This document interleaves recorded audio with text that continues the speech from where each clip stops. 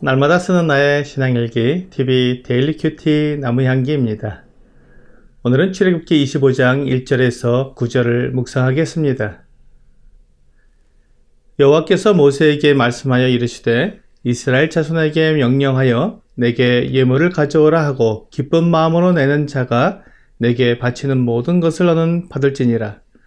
너희가 그들에게서 받을 예물은 이러하니 금과 은과 놋과 청색, 자색, 홍색 실과 가는 배실과 염소털과 붉은 물들인 순양의 가죽과 해달의 가죽과 조각목과 등유와 관유에 드는 향료와 분향할 향을 만들 향품과 호마노며 에봇과 흉패에 물릴 보석이니라. 내가 그들 중에 거할 성소를 그들이 나를 위하여 짓되 무릇 내가 내게 보이는 모양대로 장막을 짓고 기구들도 그 모양을 따라 지을지니라. 하나님께서 모세에게 성막을 짓게 하셨습니다. 그런데 성막을 지을 재료를 하나님께서 내려주시는 것이 아니라 백성들이 자기들에게 있는 것을 기쁜 마음으로 드리게 하셨습니다. 하나님의 성막을 위해 드려야 하는 재료들은 금만이 아니었습니다. 은과 놋도 필요했습니다. 그리고 많은 실이 필요했는데 청색실, 자색실, 홍색실, 그리고 가는 배실이 필요했습니다. 또한 염소털, 붉은 물들인 순양의 가죽, 해달의 가죽이 필요했습니다. 나무도 필요했습니다. 또한 향료와 향품과 보석들이 필요했습니다. 이 다양한 재료들을 조합해서 하나님께서 거하실 성소를 짓게 하셨습니다. 거룩하신 하나님께서 사람들 사이에 거하실 때 하늘에 있는 재료로 그 거처를 만드신 것이 아니라 이 땅에 있는 재료들로 만들게 하셨습니다. 하나님은 거룩하시지만 사람들 사이에 거하시면서 사람들과 교제하시기를 원하신 것입니다. 하나님께서 땅에 있는 재료로 만든 성막에 거하시는 것을 통해 하나님께서 흙으로 만든 사람 안에 거하시는 놀라운 은혜를 미리 내다보게 됩니다. 요한복음 1장 14절은 말씀이 육신이 되어 우리 가운데 거하심에 우리가 그의 영광을 보니 아버지의 독생자의 영광이요 은혜와 진리가 충만하더라 라고 말씀하고 있습니다.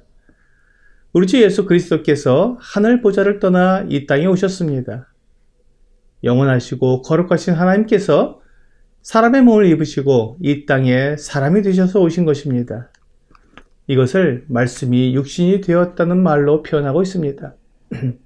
구약성경에서 하나님께서 사람들이 만든 성막에 거하셨듯이 하나님의 영광의 본체이신 주 예수님께서 흙으로 만든 사람 몸을 입으시고 육신이 되셨습니다. 주 예수님께서 이렇게 하신 것은 사람들과 함께 거하기 위함이었습니다.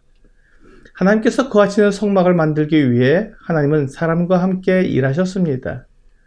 모세에게 성막의 모든 것을 보여주시고 본문 9절에서 무릇 내가 네게 보이는 모양대로 장막을 짓고 기구들도 그 모양을 따라 지을지니라 라고 말씀하신 것 같이 하나님께서 모세에게 보여주신 그대로 만들게 하셨습니다.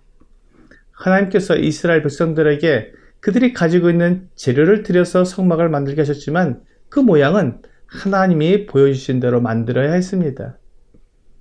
하나님이 거하시는 성막은 사람이 고안해낸 것이 아닙니다.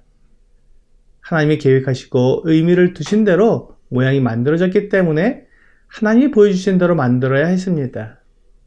만일 이 성막이 모세가 고안해낸 것이라면 모세가 애굽에서 보았던 애굽의 신전들과 닮았을 것입니다. 또는 미디안 제사장 이드로와 함께 40년을 살았기 때문에 미디안의 제사법과도 닮았을 것입니다. 그러나 성막과 그 제사법은 하나님께서 모세에게 주신 유일한 것이었습니다. 모세는 결코 전에 성막과 같은 것을 본 적이 없었습니다. 특히 이런 이동식 성전은 사람이 고안해내기 어려운 것입니다. 사람들은 신전을 생각하면 크고 웅장하며 화려하게 만들어져서 사람들이 그곳에 찾아와서 제사를 드리고 신을 섬기게 된 그런 건물을 생각하지만 지금 하나님께서 모세에게 만들게 하시는 이 성막은 작고 볼품이 없습니다. 그리고 사람들이 하나님을 찾아가는 것이 아니라 하나님께서 사람들을 찾아오신 것이기에 더욱 사람의 고안으로는 만들 수 없는 것이었음을 알게 됩니다. 사람들이 고안해낸 신전은 웅장하고 화려합니다. 그리고 그들의 제사법 역시 사람이 고안해낸 것이기 때문에 자극적입니다. 이러한 것들은 사람의 육체를 만족하게 하고 종교적 의식 외에 아무런 의미가 없습니다.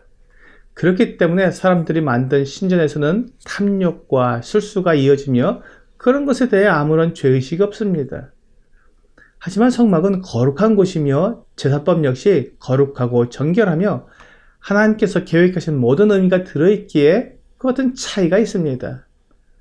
만일 사람이 하나님을 예배하고 하나님께 나아가려고 한다면 그 예배 방법이나 나가는 방법은 오직 하나님께서 정하셔야만 합니다.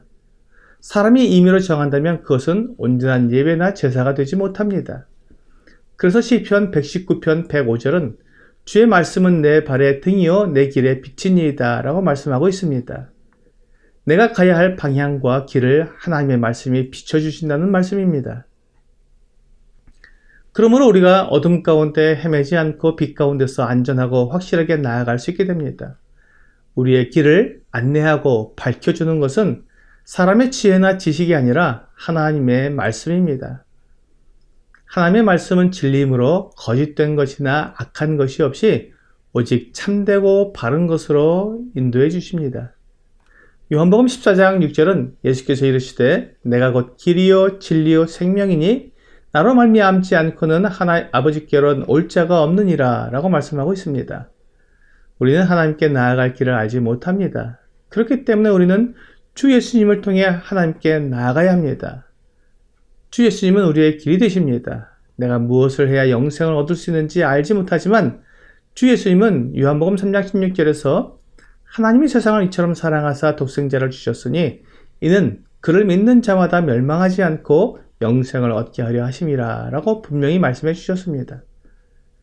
주 예수님을 믿는 사람은 멸망하지 않고 영생을 얻게 된다고 분명한 약속을 하심으로 우리가 영생을 얻을 수 있는 진리를 깨닫게 됩니다.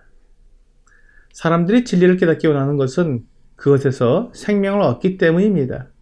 거짓이나 사특한 것을 믿고 따르게 되면 결국 멸망한다는 것을 알고 있습니다.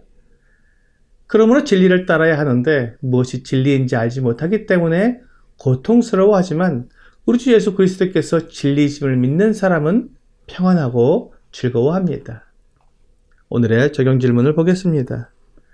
내가 무엇을 어떻게 행해야 하는지에 대한 판단 기준을 나는 주로 어디에서 얻습니까? 사람들은 경험과 오랜 가르침을 믿고 따릅니다.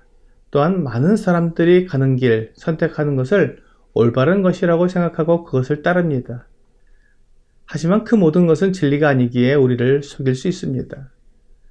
오늘 세상에 변하는 이론과 경험을 의지하지 않고 오직 영원한 진리이신 하나님의 말씀을 따르는 여러분과 제가 되기를 주 예수님의 이름으로 기도합니다.